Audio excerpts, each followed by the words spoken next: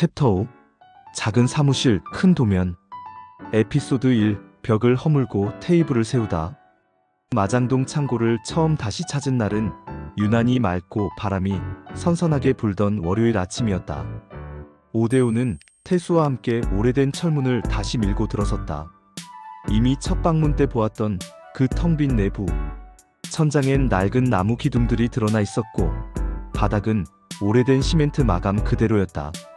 하지만 이상하게도 이 황량함 속에서 대호는 흥분을 느꼈다.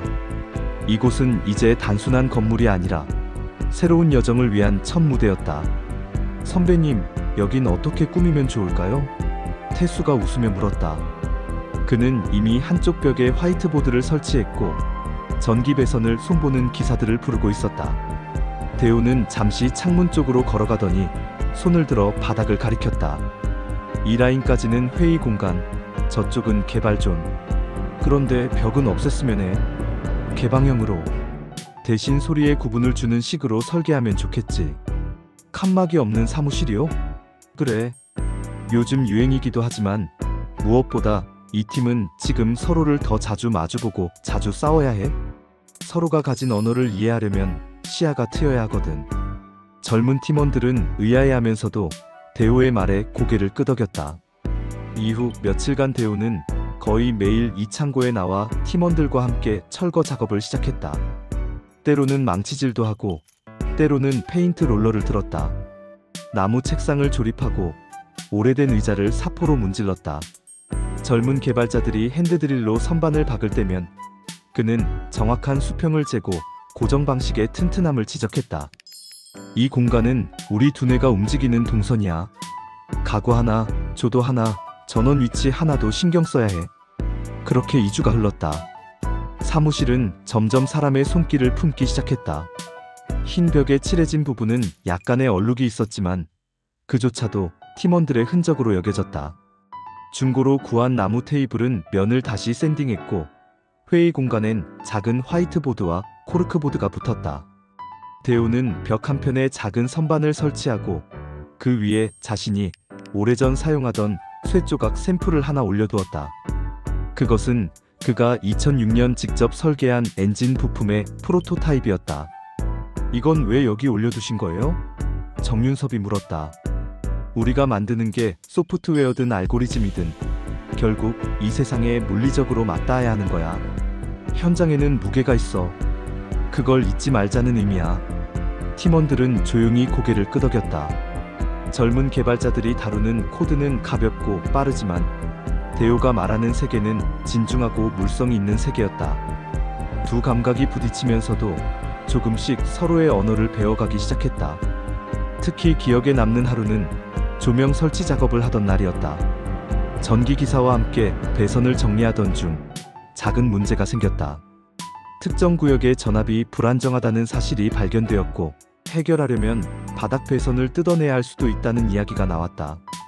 젊은 팀원들이 우왕좌왕하는 사이 대호는 배선도를 받아들고 바닥을 직접 두드려가며 점검을 시작했다. 이건 옛날 창고 배선 그대로야. 여기서 끊고 이쪽 라인으로 우회시키면 해결돼.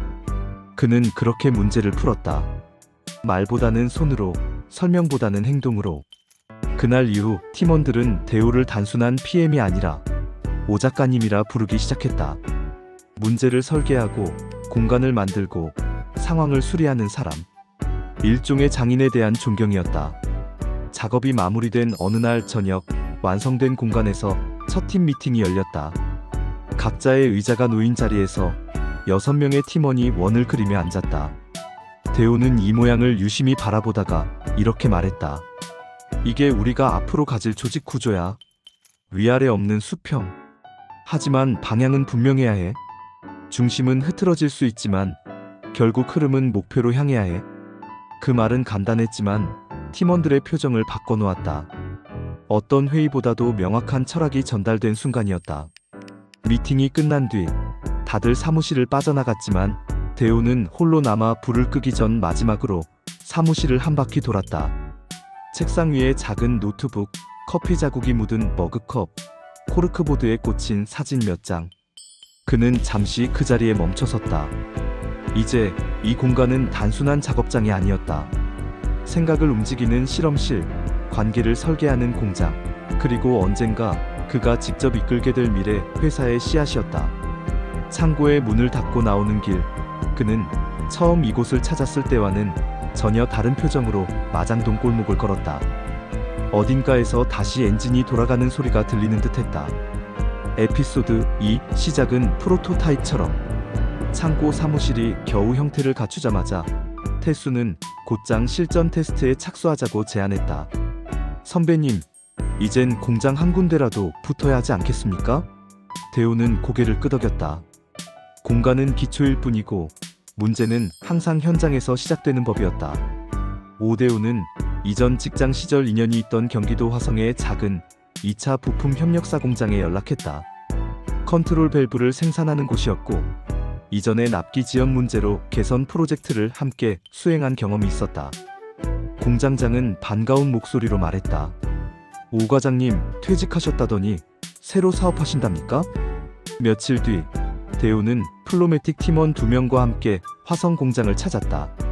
협력사 대표는 흔쾌히 도입 테스트를 허락했고 첫 프로토타입 대상은 서버 밸브 조립 공정의 실시간 데이터 수집이었다.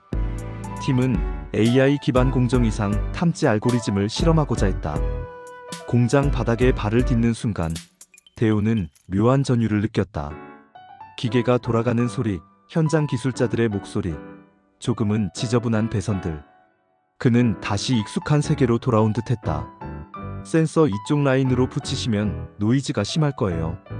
이 라인을 따라 우회해서 케이블 트레이로 정리하시죠. 대우는 손가락으로 정확한 배선을 짚어냈고 젊은 팀원들은 고개를 끄덕이며 따라왔다.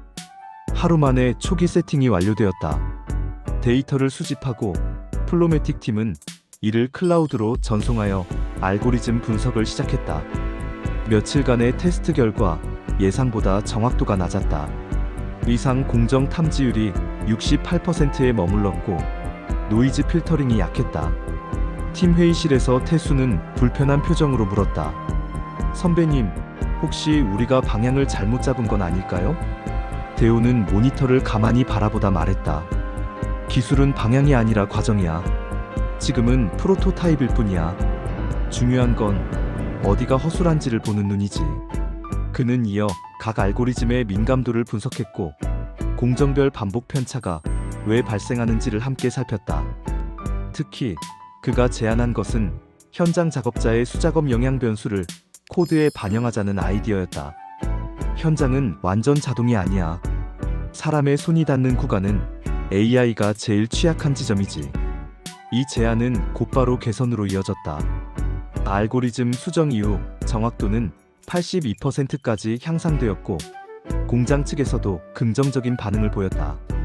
그러나 대우는 이 성과를 기뻐하면서도 조용히 다른 메모를 시작했다. 현장성과 알고리즘의 간극. 조직 전체가 여기에 둔감하면 기술은 독주하게 된다. 플로매틱은 기술적으로 진보했지만 그 진보가 어디로 향하는지를 묻는 철학이 부족했다. 대우는 느꼈다. 이 회사가 훌륭하지만 그가 꿈꾸는 현장 기반 기술 조직의 그림과는 다소 거리가 있다는 것을. 그날 밤 대우는 창고 사무실에서 홀로 늦게까지 남아 있었다. 낮 동안 공장에서 수집한 데이터가 노트북 화면에 정리되어 있었고 그 옆에는 그가 손으로 직접 쓴 메모지가 있었다. 기술은 빠르지만 현장은 느리다. 그 간극을 조율하는 디자이너가 필요하다. 그는 처음으로 내가 그것을 직접 만들어야 하지 않을까? 하는 생각을 품었다. 지금은 프로토타입이지만 언젠가는 이 모든 것이 온전한 시스템이 될 것이라는 믿음. 그 시스템에는 그의 이름이 있어야 할지 모른다는 예감. 구독 꼭 부탁드려요.